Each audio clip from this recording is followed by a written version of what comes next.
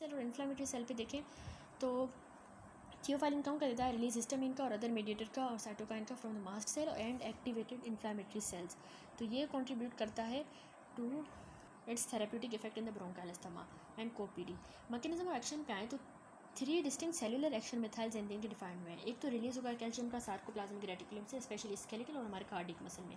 दूसरा इनहिबिशन होगा फॉस्फोडाइएस्ट्रेज की, जो कि डिग्रेड करेगी साइक्लिक न्यूक्लियोटाइड्स को इंट्रासेलुलर। ये देखें इस तरह। कॉन्सिक्वेंटली कंसंट्रेशन हमारे साइक्लिक न्यूक्लियोटाइड की बढ़ जाएगी, ब्रोंकोडाइलेशन, कार्डिक स्टिमुलेशन और वेजोडाइलेशन होगी और मीडिएटर का रिलीज जो है इनहिबिट हो जाएगा जब साइक्लिक एएमपी लेवल बढ़ेगा इन द ब्रोंकाइल, कार्डिक और vascular smooth muscle and in inflammatory cells respectively. ठीक है, ये कुछ इंपॉर्टेंट पॉइंट्स लिखे हैं इसमें।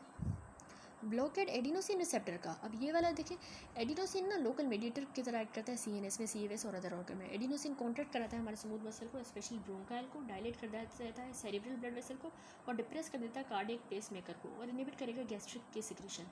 मिथाइलजेंथिन ऑपोजिट इफेक्ट देंगे। एक्शन देखिए तो ये एग्जर्ट होता है सिर्फ कंसंट्रेशन जो कि मच हायर होती है in the therapeutic plasma concentration range 5 to 20 microgram पर मिलीलीटर। कैफीन का और थियोफाइलिन का एक्शन जो है वो बी और एक्शन सी जो एग्जर्ट होता है कंसंट्रेशन थेरेप्यूटिक रेंज में और अपीयर होती है कंट्रीब्यूट करती है ब्रोंकोडाइलेशन।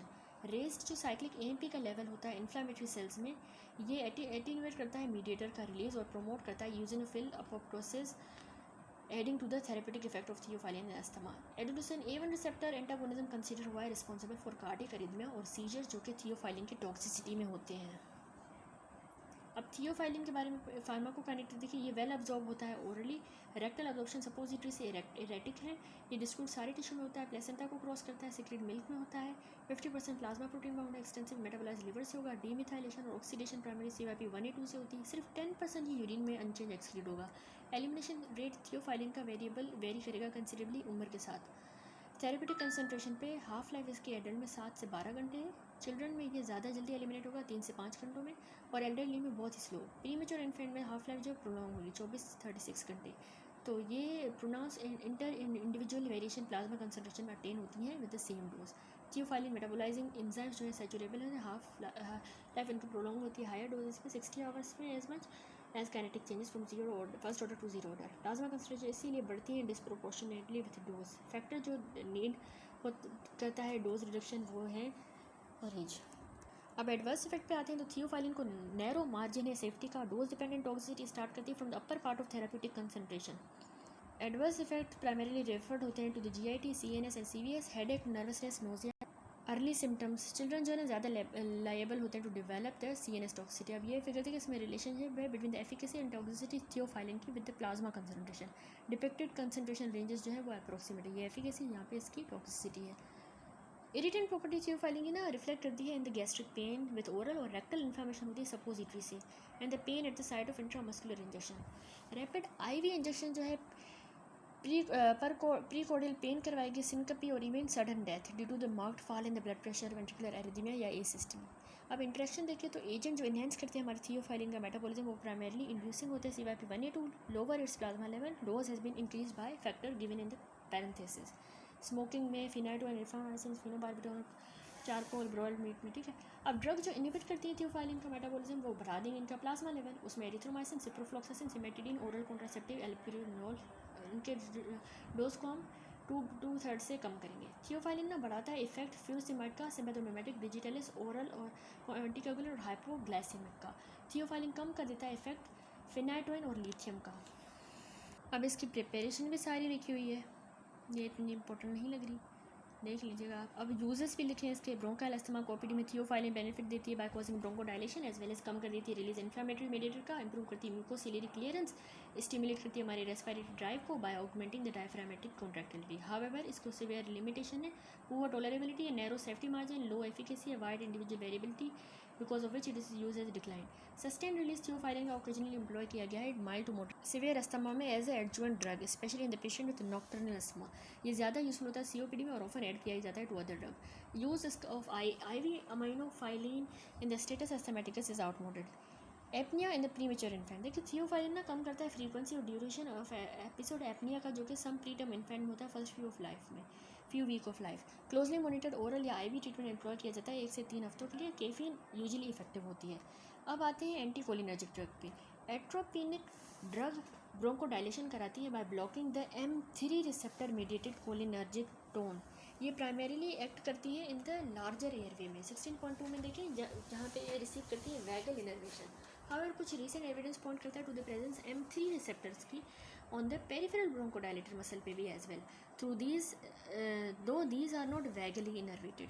अब यहाँ पे इस फिगर में देखें, यहाँ पे है primary site of the bronchodilator action of the inhaled adrenergic beta 2 agonist and inhaled anticholinergic.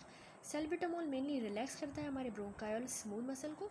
आइप्राट्रोपिन block करता है ब्रोंको कॉन्स्ट्रिक्शन को mainly in the larger Airways में, ठीक है। यह एंटीकोलिनर्जिक्स का एक्शन है और जबकि यहाँ पे जो है बीटा 2 एगोनिस्ट का एक्शन होता है, ब्लू वाला एंटीकोलिनर्जिक है। आइप्राट्रोपिन ब्रोमाइड जो है शॉर्ट एक्टिंग जो है 4 से 6 घंटे की इसकी ड्यूरेशन है इनहेल्ड एंटीकोलिनर्जिक के ब्रोंकोडायलेटर, जबकि ट्रायोट्रोपिन ब्रोमाइड जो है लॉन्ग एक्टिंग है, ड्यूरेशन 24 घंटे है। एडमिनिस्टर होता है एरोसोल में, ये प्रोड्यूस करते हैं मिनिमल एंटी मस्कुलरिक साइड इफेक्ट क्योंकि इसकी पूर सिस्टमिक अब्जॉर्प्शन होती है। एंटीकोलिनर्जिक लेस एफिकेशियस होते हैं than inhaled beta 2 sympathomimetic in the bronchial asthma. However जो एस्थमेटिक ब्रोंकाइटिस के पेशेंट होते हैं COPD के साइकोजेनिक अस्थमा रिस्पॉन्ड करते हैं better to the anticholinergic. Reflex cholinergic tone appear होती है major reversible component of the airway obstruction in the COPD। Inhale हमारे एंटीकोलिनर्जिक ब्रोंकोडायलेटर ऑफ चॉइस होते हैं COPD में। टायोट्रोपिन रिलेटेड है more effective than the ipratropium COPD में for more suitable for the severe cases जिसमें forced expiratory volume less than 50% of predictor. No decline in clinical efficacy noted है over a period of 4 year. Regular maintenance therapy long acting anticholinergic inhalation के साथ reduce करती है episode COPD की एक्सजर्बेशन की। Inhaled anticholinergic produce करते हैं slow response than inhaled beta 2 sympathomimetic और बेटर सस्टेन होते हैं रेगुलर प्रोफाइलेटिक यूज़ के लिए। आइप्राट्रोपिन 2 to 4 पफ 6 घंटे या फिर tiotropium 1 rotacap OD then for the quick relief of breathlessness. Combination inhale ipratropium का बीटा 2 एगोनिस्ट के साथ प्रोड्यूस करता है more marked and longer lasting bronchodilation. Since इनके ये इफेक्ट एडिटिव होते हैं तो ये साइनर्जिज्म यूटिलाइज होता है for terminating the severe exacerbation of asthma या COPD। Nebulized ipratropium mixed with the salbutamol is employed in the refractory asthma. Combined formulations are available इस तरह। नेक्स्ट हमारे ल्यूकोट्राइन एंटागोनिस्ट है। सिंस ये रियलाइज था कि सिस्टिनल ल्यूकोट्राइन जो होते हैं ना LT-C4D4 ये मैक्रोफेजेस से प्रोड्यूस होते हैं और eosinophils and other inflammatory cells in the lungs are also important mediators of the bronchial asthma. Efforts were made to develop their antagonist and synthesis inhibitor. दो सिस्टिनल LT1 रिसेप्टर एंटागोनिस्ट मोंटेलुकास ज़ेफिरलुकास अब establish हुए हैं drugs for the asthma. मोंटेलुकास और ज़ेफिरलुकास दोनों को ना similar action होता है क्लिनिकल यूटिलिटी भी। ये कॉम्पिटिटिवली एंटागोनाइज करेंगे सिस्टिनल ल्यूकोट्राइन रिसेप्टर 1 को, मीडिएटेड ब्रोंको कॉन्स्ट्रक्शन करवाएंगे, एयरवे म्यूकस की सिक्रेशन कराएंगे, इंक्रीज करेंगे वास्कुलर परमिएबिलिटी और रिक्रूटमेंट यूजिनोफिल्स की। ब्रोंको इनको सबको जो है वो एंटागोनाइज करेंगे। Bronchodilation reduce sputum eosinophil count, suppression bronchial inflammation की, म्यूकस और हाइपर एक्टिविटी नोटेड है अस्थमा के पेशेंट में। पैरामीटर लंग फंक्शन का शो करता है improvement to variable degree. Episode asthma के एक्सजर्बेशन के कम होते हैं। सम स्टडीज में फाउंड हुआ है कि सर्टेन पेशेंट रिस्पॉन्डर्स होते हैं वाइल अदर नॉन रिस्पॉन्डर होते हैं टू एंटी ल्यूकोट्राइन थेरेपी। ये रिफ्लेक्ट करता है differing extent of the involvement of leukotriene as asthma mediator. Montelukast और ज़ेफिरलुकास ना इंडिकेट करते हैं प्रोफाइलेटिक थेरेपी में माइल्ड टू मॉडरेट जो अस्थमा होता है as alternative to the inhaled glucocorticoid. Though efficacy इसकी लो होती है तो ये obviate the need for the inhaled steroid and may be more acceptable in the children। Severe asthma में इनको एडिटिव इफेक्ट होता है इनहेल्ड स्टीरॉयड के साथ और ये परमिट कर सकते हैं reduction in the steroid dose and need for the rescue beta 2 agonist inhalation. However additive effect long acting beta 2 agonist का ज़्यादा है। मोंटेलुकास ज़ेफिरलुकास जो है वो हम यूज़ नहीं करते for terminating asthma episode. Cysteine leukotriene 1 antagonist effective होते हैं in aspirin induce asthma and exercise induce asthma लेकिन are of no value in the COPD। They afford relief in the perennial allergic rhinitis as well. दोनों montelukast और ज़ेफिरलुकास very safe drug हैं। ये side effect produce करती है abdominal pain की तरह, headache और रैश। यूजिनोफिलिया न्यूरोपैथी इनफ्रीक्वेंट है। फ्यू केसेस शर्गस्ट्रॉस सिंड्रोम की यानी वास्कुलाइटिस विथ यूजिनोफिलिया भी रिपोर्ट हुआ है। मोंटेलुकास और ज़ेफिरलुकास वेल एब्जॉर्ब ओरली होती हैं, हाई प्लाज्मा प्रोटीन बाउंड है और CYP2C9 से मेटाबोलाइज होती है। Montelukast by CYP3A4 as well. Plasma half life montelukast की 3 से 6 घंटे होती है जबकि ज़ेफिरलुकास की 8 से 12 घंटे। ये इनके बारे में कुछ और इन्फॉर्मेशन है, ये देख लें। पेजिलियोटोन के बारे में भी कुछ लिखा हुआ है। उसके बाद आ जाते हैं mast cell stabilisers. Sodium cromoglycate यानी क्रोमोलिन सोडियम, ये भी देख लें। इसका यूज़ भी देख लें। और फिर यहाँ पे इनके एडवर्स इफेक्ट हैं। फिर है कीटोटिफेन के बारे में भी आप देख लें। और अब हम आ जाते हैं कॉर्टिकोस्टेरॉइड पे। Glucocorticoid are not the bronchodilator. ये बेनिफिट करते हैं बाय इनहिबिटिंग हमारी इन्फ्लामेटरी साइटोकाइन की प्रोडक्शन और यूजिनोफिल और लिम्फोसाइटिक की इन्फ्लेटेशन ऑफ द लंग। ये रिड्यूस करते हैं ब्रोंकाइल हाइपर एक्टिविटी को, म्यूकोजल एडिमा को, और सप्रेस कर देते हैं inflammatory response to AGAB reaction या to the other trigger stimuli. इनका मैकेनिज्म चैप्टर 20 में है। रियलाइजेशन का अस्थमा प्राइमरी इन्फ्लामेटरी डिसऑर्डर है विच इफ नॉट कंट्रोल एसिनिट्रेट with the time as well as the availability of the inhaled corticosteroid that produce few adverse effects has led to early introduction and more extensive use of the glucocorticoid in asthma. Glucocorticoid afford करते हैं more complete and sustained symptomatic relief bronchodilators की निस्बत and other drug. ये air flow को improve करते हैं, asthma को reduce करते हैं एक्सबरेशन, और इन्फ्लुएंस करते हैं एयरवे की रीमॉडलिंग, रिटार्ड कर देते हैं डिजीज़ की प्रोग्रेशन। ये आल्सो बढ़ा देते हैं airway smooth muscle responsiveness to beta two agonist and reverse कर देते हैं refractoriness to this drug. However long term systemic steroid therapy को उसके ओन एडवर्स इफेक्ट हैं जो कि वर्स होते हैं than the asthma itself. Systemic corticosteroid therapy होती है। सिस्टेमिक स्टीरॉयड थेरेपी रीस्टोर होती है in an asthma under the following 2 situation. एक सीवियर क्रोनिक एस्थमा है जो कि कंट्रोल नहीं होता बाय ब्रोंकोडायलेटर एंड ICS, या फिर जब ये फ्रीक्वेंट रिकरेंस होती हैं या of increasing severity. Start with prednisolone 20 to 60 milligram या equivalent daily. Attempt dose reduction after 1 to 2 weeks of the good control and finally try shifting the patient onto an ICS. सिर्फ few patient require करते हैं long term oral steroid in them. Dose should be kept at minimum. Status asthmaticus acute asthma exacerbation. Asthma attack जो कि respond नहीं करता intensive bronchodilator therapy को तो start करेंगे with high dose rapidly acting IV ग्लूकोकॉर्टिकोइड जो कि जनरली एक्ट करता है 6 से 24 घंटे में। Shift to oral therapy for 5 to 7 days and then discontinue abruptly या टेपर रैपिडली। अब COPD में कैसे करेंगे? शॉर्ट कोर्स 1 to 3 वीक का ओरल ग्लूकोकॉर्टिकोइड बेनिफिट रहेगा कुछ पेशेंट और COPD के लिए ड्यूरिंग एक्सबरेशन। नेक्स्ट है इनहेल्ड कॉर्टिकोस्टेरॉइड। ये ग्लूकोकॉर्टिकोइड है, इनको हाई टॉपिकल और लो सिस्टेमिक एक्टिविटी है, पूर अब्जॉर्प्शन और मार्क्ड फर्स्ट पास मेटाबॉलिज्म की वजह से। बैक्लोमेथासोन, डायप्रोपियोनेट, ब्यूडिसोनाइड, फ्लूटिकासोन और सिक्लिसोनाइड ये कॉमनली यूज ICS हैं क्योंकि इनमें एयरवे की इन्फ्लामेशन प्रेजेंट होती है अर्ली माइल्ड डिजीज में एज वेल, तो ब्रोंकल रीमॉडलिंग डेवलप हो जाएगी फ्रॉम बिगिनिंग। ये एडवोकेट हुआ कि ICS जो है वो should be the step 1 for all asthma patient. Inhaled glucocorticoid जो है ना कॉर्टिकोस्टेरॉइड वो स्टेप 1 होने चाहिए। हाउएवर करंटली ICS नहीं consider necessary for the patient जिनमें माइल्ड या एपिसोडिक अस्थमा हो। ये इंडिकेट किए गए सारे केसेस परसिस्टेंट अस्थमा के जब इनहेल्ड बीटा-2 एगोनिस्ट रिक्वायर्ड हो ऑलमोस्ट डेली, या फिर the disease is not episodic only. Start with 100 to 200 microgram BD। Titrate करें डोज को अपवर्ड एवरी 3 से 5 दिन और maximum 400 microgram QID beyond which no further benefit generally. Inhale corticosteroid suppress करते हैं ब्रोंकाइल इन्फ्लामेशन को, बढ़ाते हैं हमारे peak expiratory flow rate, reduce करते हैं need for rescue beta two agonist inhalation and prevent the episode of acute asthma. However इनको no role होता है ड्यूरिंग एन एक्यूट अटैक या फिर in status asthmaticus. Peak effect देखा गया है 4 से 7 दिन में after instituting the ICS and benefit persist for few days after discontinuation. ये स्टार्ट किए जा सकते हैं the patient who in the past have required oral corticosteroid as well as in those with no such history. Patient जो कि switch over होते हैं from oral steroid से should receive the ICS in addition for 1 to 2 weeks before the oral steroid is tapered, otherwise steroid withdrawal में manifest. Precipitation asthma की, muscular pain, lassitude, depression, hypotension. ये confirm करता है lack of systemic activity ICS की at the dose less than 600 microgram per day. Long term experience show करता है कि efficacy ICS की मेंटेन की गई और री इंस्टीट्यूशन ओरल स्टीरॉइड की सेल्डम नीडेड है। शॉर्ट कोर्स ओरल स्टीरॉइड का ऐड किया जा सकता है ड्यूरिंग द पीरियड ऑफ एक्सबरेशन।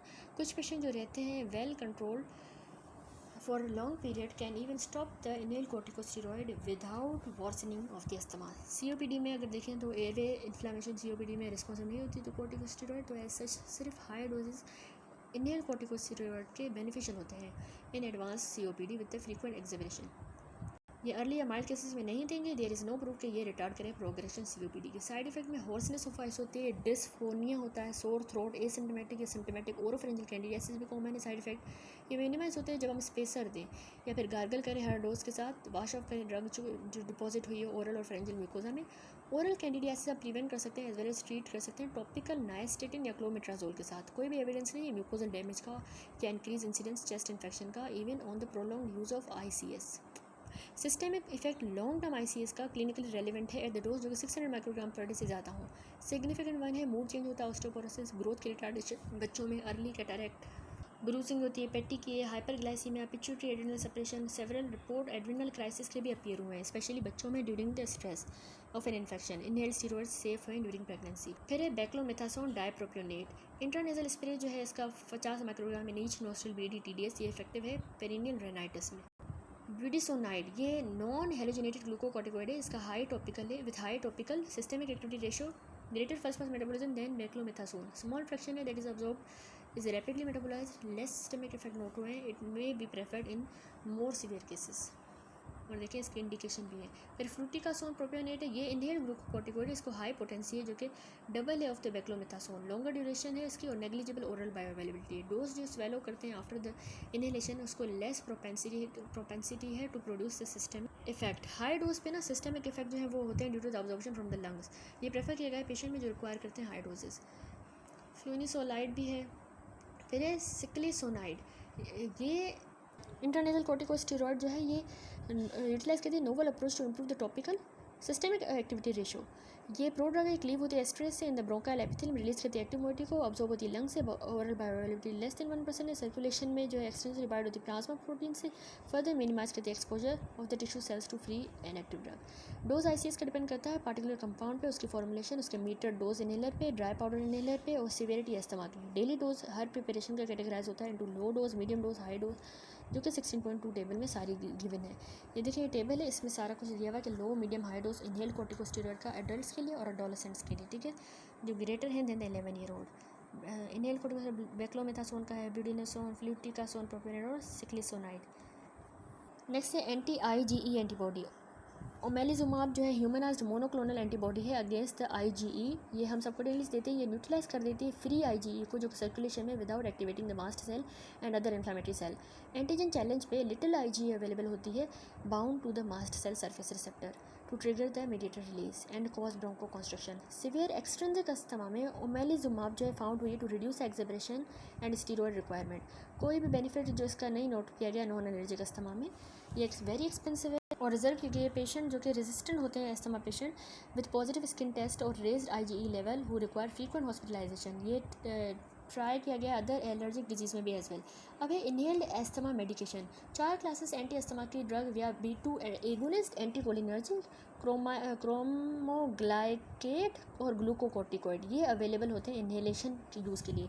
ये एम की कि डिलीवर करेंगे ड्रग को साइट ऑफ एक्शन पे, तो लो डोज जो है ना चाहिए होगा, सिस्टमिक इफेक्ट भी कम होंगे। फास्टर एक्शन ब्रोंकोडायलेटर का अचीव होता है compare to the oral administration.